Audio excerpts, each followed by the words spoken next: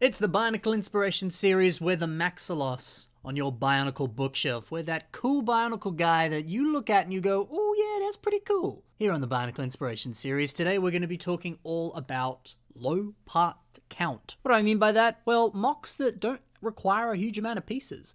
If you really want to build something, but you're looking at your collection and you're like, I don't really have a lot of pieces. Well, that's not always an excuse. Sometimes you can still build really impressive stuff and not use a huge amount of parts doing so, which is awesome. So we're going to cover a bunch of MOCs today that do exactly that. They don't use a lot of pieces, but they're still really, really well designed. So before we start, last time I spoke very briefly about Black Lives Matter, and I'm going to do that again very, very briefly with just a simple message of just make sure to listen to other people's perspectives. Make sure to listen to hear the thoughts and opinions of others if they're different to yours, if they're the same as yours. And definitely be sure to take in the perspectives of people of color and of just anyone in the world and see how that affects your own values. Because as Obi-Wan Kenobi once said, you must do what you feel is right, of course. So do what you feel is right in this time, as long as it's not hurting other people. Anyway, let's move on to the MOCs, shall we? The first MOC we've got today, it's by Red, and it's called Heating Element Dude. It's a fun name. But what I love so much about this MOC is the idea of building a MOC, but just doing it to kind of test your skills. I think there's some really nice stuff that Red is doing very well with this MOC here that doesn't use a huge amount of pieces. Specifically, let's focus in on the eyes on this MOC. It's using some dish pieces, some in white, some in the 3 stud length dishes there in white. And then the 2x2 dish pieces in trans orange there are being used as the pupils here. And you definitely get a very realistic looking eye design if you do that. And the fact that they are naturally quite large on this very small MOC here gives it a lot of personality, gives it a lot of character, makes him cute and adorable, makes him fun, gives him personality. And I really like the idea of doing that. Why not, with your time in lockdown, in quarantine, or just if you're looking to build something, why not build something small just to test out different building skills? Maybe you want to build a MOC to test out different textures that you've never used before. Or maybe you want to build a few MOCs to really experiment with how to pack in personality and character into a Bionicle MOC. Whether that's in the eye design or just in the very nature of building something kind of cute, cuddly, and small, or maybe you want to test out a few other things that have been on your mind recently with how to build. That's an option for sure. And so I don't know if that was Red's intention with doing this, letting this be a experiment in character. This was built for a previous round of the Bio Cup in the past years of Bio Cup, but it could have been subtly his intention at the same time. But if not, that could be your intention while you build a MOC similar to this. And it's a great incentive to build smaller MOCs too, because I think that's something that's always cool is the idea that if you do build something small, there's less of a gamble with it. Maybe you want to build something very large and that's your experiment with playing around with textures and stuff. But then what if it doesn't work out? Then you've just, spent, 20, 30 hours, however long it took you to build it, and it didn't go anywhere and you don't really get that fulfillment out of it. But if you build something small and you use that as a test, there's less of a gamble with that because it may have only taken you an hour or two and then you go, oh, okay, well, it didn't work. Oh, well, it was only a few hours, it's fine. Or, oh, it's only a little small thing. Well, that's fine. I can just, take that apart and whatever. It's not using much. I'm still learning stuff and you can accomplish more in less time. So if you are looking to improve your skills, I think building small and with very limited pieces is not only just a good challenge, but also just a great way of really quickly increasing your skills over a shorter period of time. Something else I love about this MOC is, I believe this was, what year of the Bio Cup was this? It was almost 2 years ago, 2018. Wow. The element, well, the theme for this round was elements, I believe. So he was playing off of the element of fire, and this obviously being like a heating dude, like he's, he's like a little mini heater of some kind, which is cute and fun. But I love the idea of playing around with Photoshop for this as well. I think that's another cool idea too, whether it's a big or small MOC or a MOC that uses a lot of pieces or not a lot of pieces. If you're a bit of a Photoshop ninja or you just know your way around editing things, maybe you could do that. Maybe you could, very similar to this MOC here, you'll notice there's some images here where that sort of orange heating effect around those tubing pieces has been taken away and it's just some silver tubes. And I imagine he's just very simply just got an orange paintbrush on Photoshop there and just put that in there so it looks like it's giving off a bit of heat residue. That could be something to consider because I think that little bit of subtle Photoshop on this MOC really helps to bring out the character, bring out the idea, bring out the concept. So if you maybe want to do some subtle little tweaks or color adjustments or whatever on Photoshop, you might be able to achieve something really cool that you just maybe couldn't have done to the same degree with actual physical pieces. It's kind of cheating, of course, depending on your perspective there, of course. But if it's something that you want to at least test out and try, it's worth giving a go, But maybe that's not something you want to do, and that's okay as well. No one's going to force you to. But let's talk about the MOC, because I think some of the concepts in this are really cool. I think some of these ideas could help you if you're building something with a lower parts count. But what has he specifically done here that's really helped him with not using a lot of pieces? Well, first off, the kind of feature of this MOC is that cool heating tubing thing we spoke about at the top of his head. That's not using a lot of pieces, just a bunch of tubes up there that probably just being supported by some larger axles coming out of the head. And we also take a look at the arms and legs on this MOC. The arms are made using some ray gun minifigure pieces. Little minifigure utensil parts are always helpful for little limbs or legs. And the limbs here, and even the legs as well, more tubing on the legs and Borok teeth and silver for the feet there, and a few axles connecting it and all that. It's like 3 or 4 different pieces for both the arms and the legs. There's not a whole lot there. So have a look at some of your smaller stuff. Have a look at some of your smaller Bionicle pieces, smaller system pieces, and just play around with them. See how they work, see how they interact, see how other pieces connect to other pieces, see what connection points you can find. And then from there, maybe you can create some really effective limb designs or even a cool body design that just doesn't use a huge amount of pieces.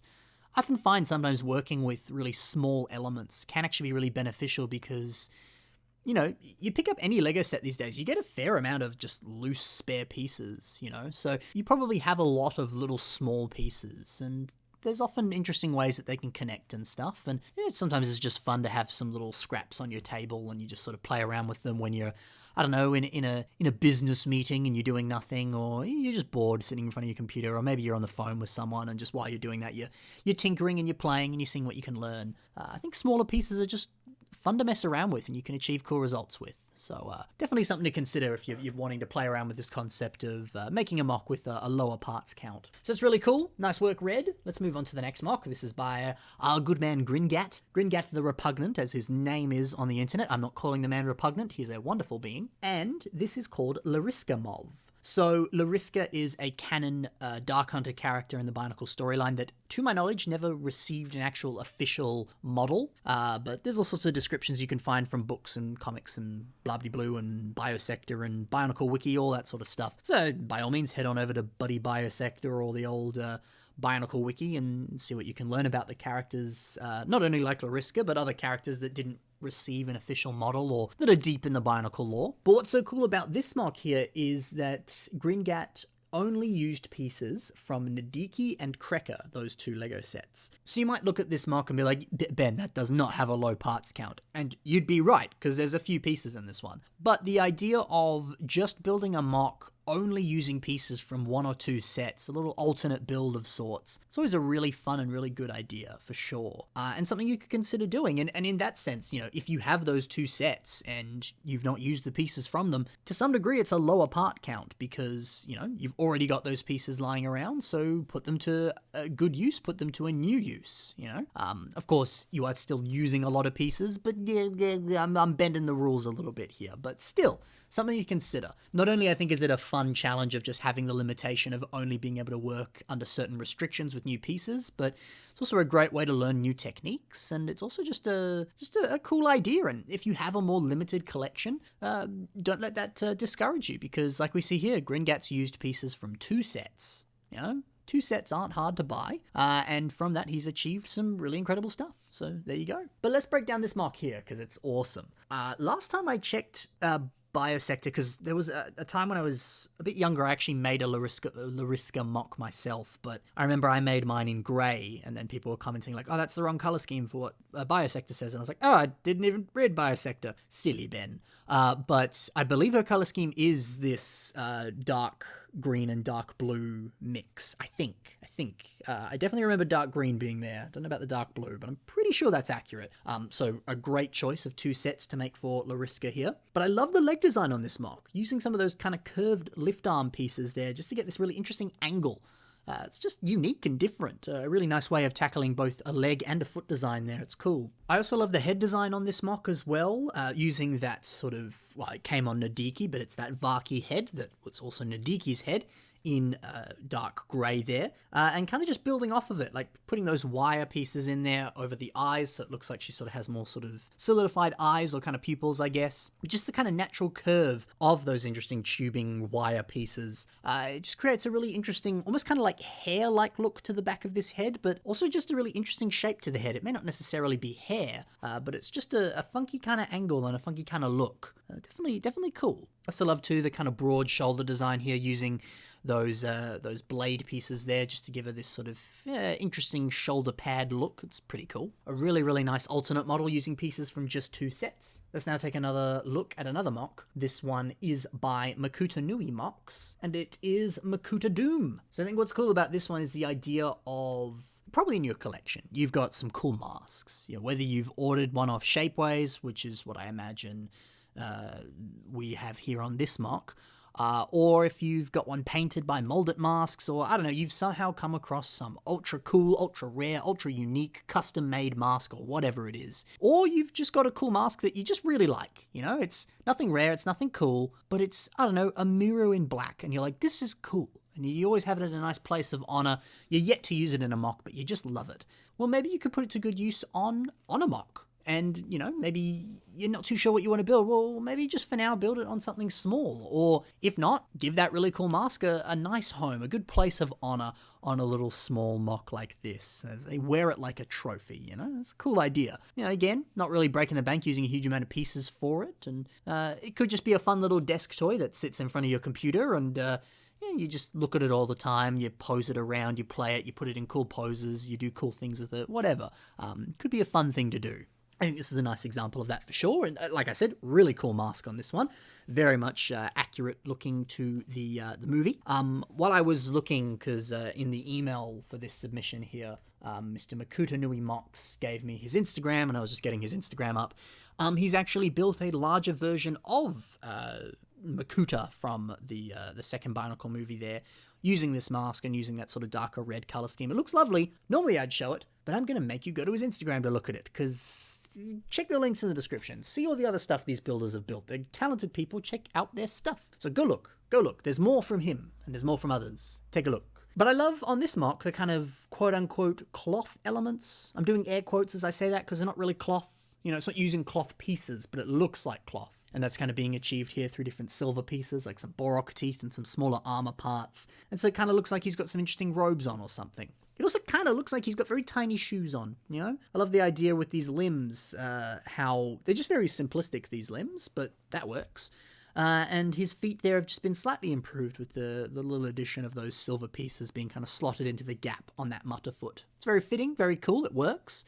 Great idea. Just quickly going back to those limbs there, you know, if you're building a Makuta or you're building any kind of small MOC, it's kind of similar to what we said about Red's MOC with the limbs. You don't need much for them, you know? These are just very simple connections here using your typical limb elements, your prefab limb elements from different sets, and it gets the job done, you know? If it ain't broke, there's no need to fix it, you know? There's no need to reinvent the wheel. If just simply using prefab limb elements works, then it works. Do it. Roll with it. Try it out. Make it work. I think it's cool. So it's a pretty cool Makuta Doom MOC there. Let's move on to the next MOC, which is by Leonard Arn, or The Chosen One, as I haven't called him in a bit. And this is his MOC called Emissary. So I still like the idea if you're building a smaller MOC, you know, why are you building it? Which is always a good question to ask yourself if you're building a MOC. Why are you building it, you know? You don't need to have an answer to that. Sometimes you might just be, I just want to because it would be fun. But hey, if there's a cool answer to that question, I don't know, it might inform something on your MOC. But you know, why is why is Leonard Arn building this MOC? Maybe he's building this MOC to test out how he wants to use system. You know, we've seen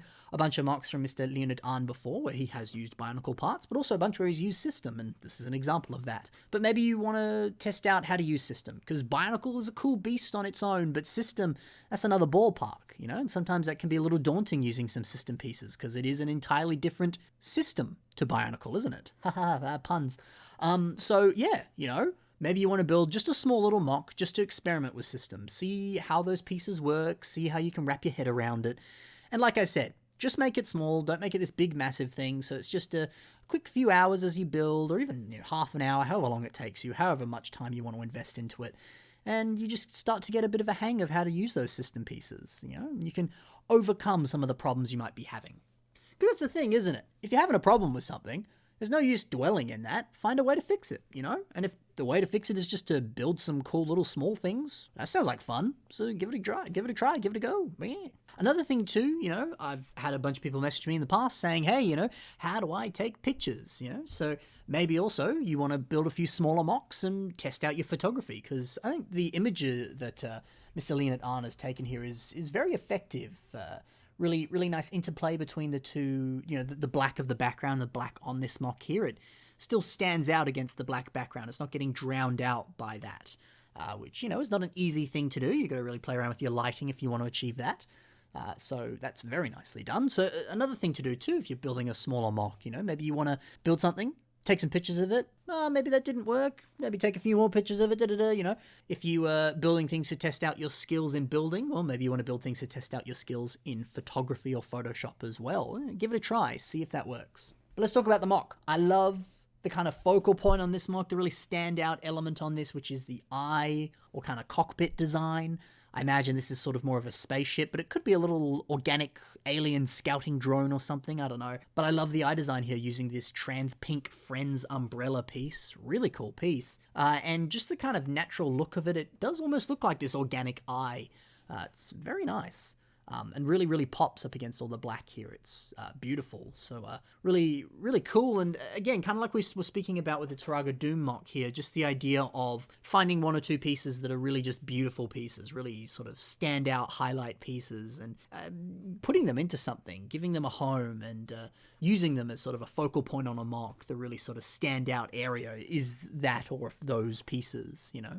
It's a cool idea. I also like just the kind of three-pronged design of the kind of wings on this MOC. It just looks nice. It's a really nice shape for a ship or some sort of organic alien creature of some kind. It's cool. It's really cool. And of course, because this is the low parts count episode, you know, it is using a decent amount of system pieces here, but these pieces are being repeated for the most part to achieve this hexagonal pattern here. That's always something to think about too. You know, you could use a whole bunch of pieces, but if they are just those repeated same pieces, you go on Bricklink or you do some sort of bulk order of Lego pieces on lego.com or elsewhere. Sometimes you can get deals for buying in bulk as well, you know, so that could, to some degree, can be considered more of a low part count, because you may only be using, you know, 4 or 5 different pieces, but in larger quantities. So again, finding a different way of bending the rules on what it means to justify something being a low part count. And, you know, of course, that definition can change, because, you know, I want this episode to cover all the sorts of different ways that you could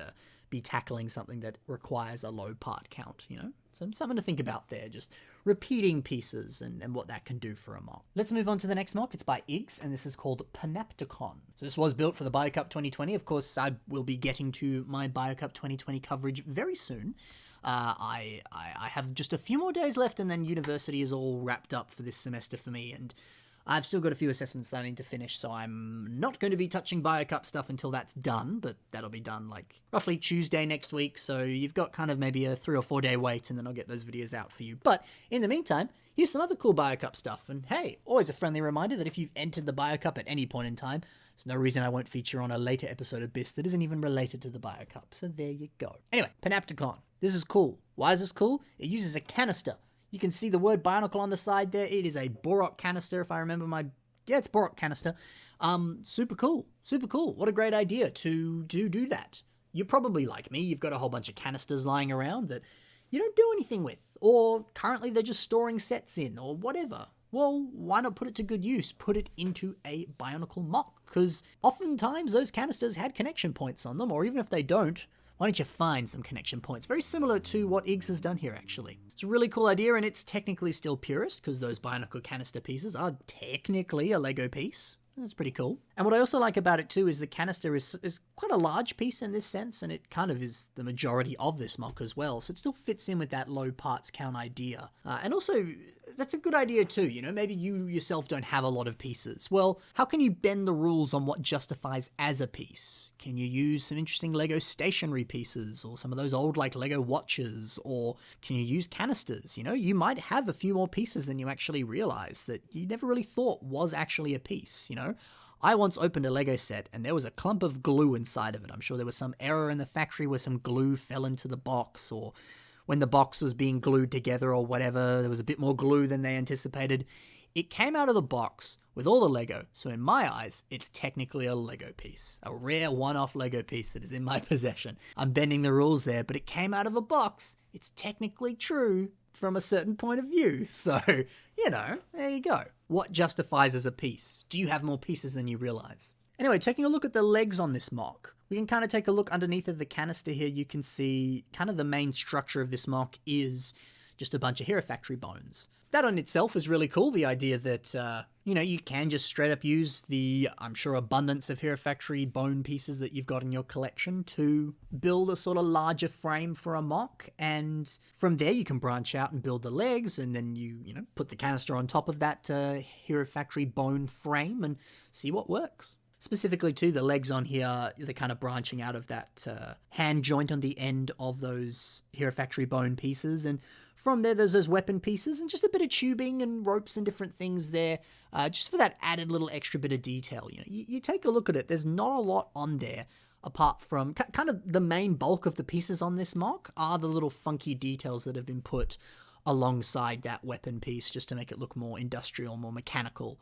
Really, it's just a canister and a bunch of hand connectors, Hero Factory bones, and weapons. It's not a lot, So a lower parts count there. Of course, there is actually something inside the canister.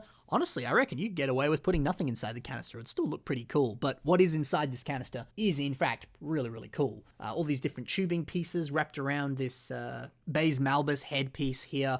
Really cool, interesting sort of futuristic sci-fi look to it. It's awesome, it's beautiful, it's great, very futuristic, and very cool. All right, next MOC. This one is by Beebs, and it's called Tempo. So what I like about this is that it is just your straight up classic Hero Factory build. It's a hero, right? It's a Hero Factory torso, all those Hero Factory limb pieces. It's your kind of basic build that you would have seen on a Hero Factory 2.0, 3.0 hero, or any of the heroes across the Hero Factory range, even, to some degree, some of the basic frames for Bionicle G2 characters as well.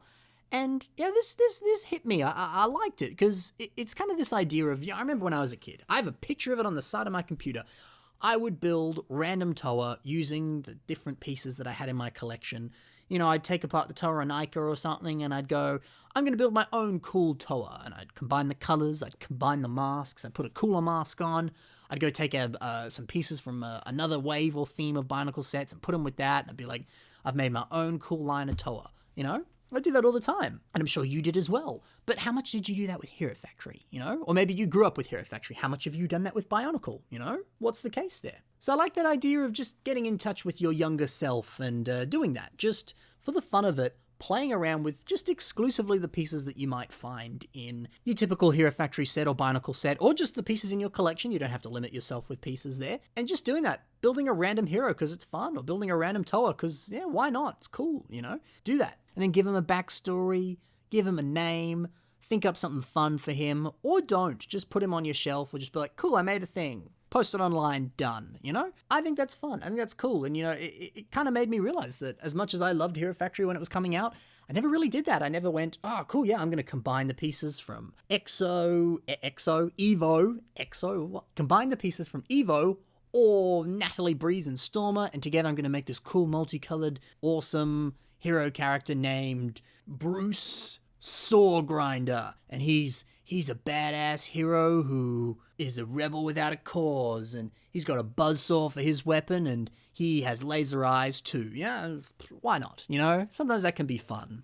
So a cool little idea or premise there, which, again, I don't think Tempo here is doing that, but this made me think of that, just longing for the days of that, which, again, doesn't use a lot of pieces because it's just your pieces from a typical Hero Factory build. It's not too parts intensive. You probably have these pieces in your collection. Anyway, let's talk about the MOC very briefly here. I love the stickers on the torso and a little bit of what appears to be like Sharpie or paint or something on the mask there.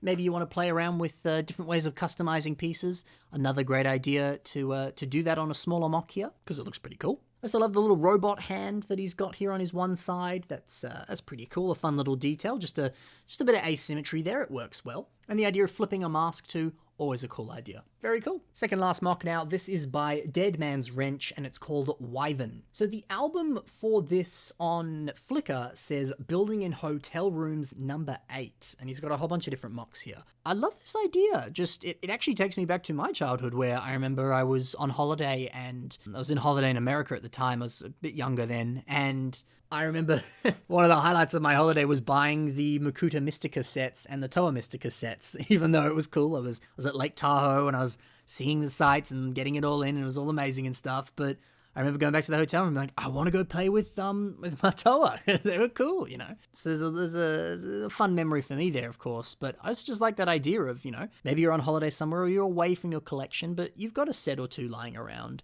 Why not just use the pieces from that to build something cool, you know, just to occupy the time or just to have some fun, play and build, experiment, you know? I imagine that's what's been done here. So I don't know if this is like piece for piece, essentially just an alternate build for like Kupaka or a couple other sets or something, but it could be. It's not using a huge amount of pieces, and it's even using some pieces in some really creative and different ways. So I love that idea of just being more limited on, you know, the parts that you might have, and from there you find some cool stuff. You know, like we see here, the cool wing design using those blade pieces, the awesome head design using the hand piece and those axles to get the eyes on the side there. It really pops. It's a cute little dragon head. It works well. So nothing wrong with doing that. Nothing wrong with doing that at all. Just building a small little rahi using some pieces there, or limiting yourself with sort of limited parts range and just seeing what you can build from that, you know? Because if you're on holiday in a hotel, you may not have all your pieces there with you. Unless, for some reason, you brought your whole collection with you on your holiday, which you could do, I guess. But it's cool. It works. A lot of fun techniques on this, and a really nice little tiny wyvern here. It's awesome. This last mock now is Seekers of the Mask Kongu by Ron Folkers. And now I know what you're thinking. You're like, Ben, that is clearly not using, like, 2 pieces. This is using a lot of pieces. Which you would be correct, because Ben's slightly messed up. When I was looking for mocks for this episode, I saw this image and I was like, what a great idea. Which it is, by the way, for a low parts count thing. Why not pick up a piece you really like some of the Anika weapons, and upscale it using a few different pieces there. It works really well. What a cool idea. And again, doesn't use a huge amount of pieces, you know. It is using a decent amount of pieces, but it's not, you know, breaking the bank using millions of pieces here. This could be a fun little challenge for you. But then Ben realized, oh, this is a weapon on a larger mock. So I will talk about the mock, but very quickly, let's go back to this weapon here. Very cool to see those Gresh blades kind of replicating the almost sort of bow design on this weapon here, and even those sort of Thornax launcher pieces sort of kind of forming the string as well. It works really well. The lightsaber hilt piece there, not hilt, the lightsaber blade in trans-light blue there works perfectly well for essentially the blue beam on the Anika weapon as well. Pretty cool. You know, not using a huge amount of stuff, but it's a fun challenge. The idea of upscaling pieces, that could be a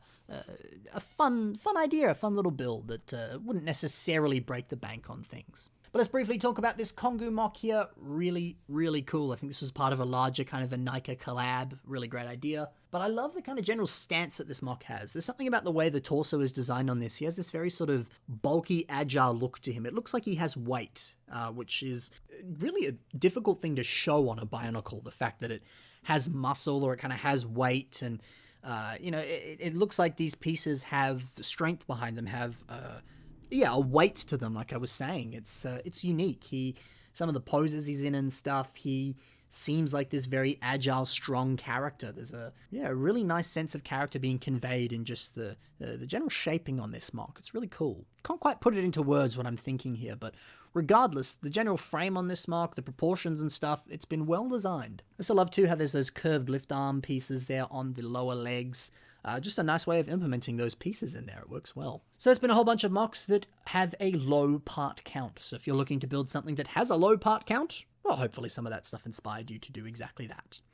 If you're looking to submit some of your own stuff to the show, you can do so through the submission email that you're currently seeing on your screen. Put as many or as few images as you want, as little or as much text as you want as well. Send the email, and one day it'll appear on the show. But I got a lot of mocks to work through.